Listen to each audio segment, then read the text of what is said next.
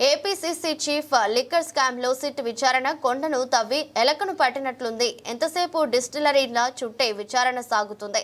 Liquor scam వెనుక కమిషన్లు మాత్రమే చూపుతున్నారు.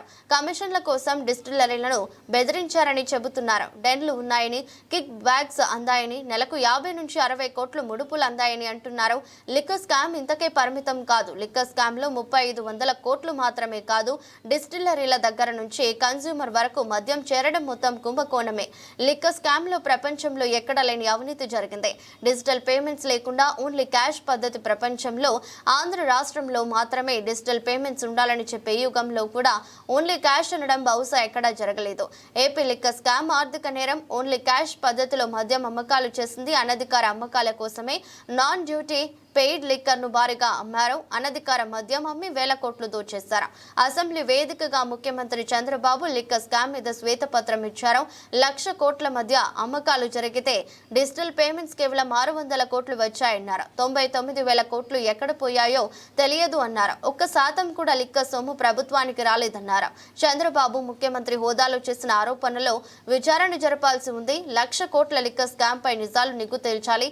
వైసీపీ హయాంలో ట్రస్టెడ్ లిక్కర్ అమ్మలేదు, హానికరమైన మద్యాన్ని అమ్మారు, హానికర మద్యాన్ని ప్రోత్సహించారు.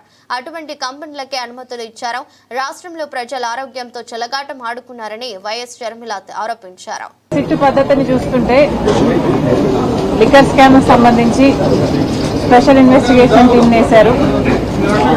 సిట్టు పద్ధతిని చూస్తుంటే కొండను తవ్వి ఎలకను బయటికి తీసినట్టుగా ఉంది. సిట్టు ఎంతసేపు డిస్టిలరీస్ దగ్గర కమిషన్లు తీసుకున్నారు, కమిషన్లు ఇవ్వకపోతే బెదిరించారు, లేదా వాళ్ళ బెనామీలను పెట్టుకున్నారు, షెల్ కంపెనీస్ని ఏర్పాటు చేసుకున్నారు, టెండ్లున్నాయి, కిక్ బ్యాగ్స్ తీసుకున్నారు, ఇలాంటి ఎన్నో విషయాలు చెప్తున్నారు. జగన్మోహన్ రెడ్డి గారు నెలకు 60 కోట్ల రూపాయలు ఆయన తండ్రిని చెప్తున్నారు. 3,500 కోట్ల రూపాయలు అవినీతి జరిగిందని చెప్తున్నారు. కానీ ఆంధ్ర రాష్ట్రంలో జరిగిన మద్యం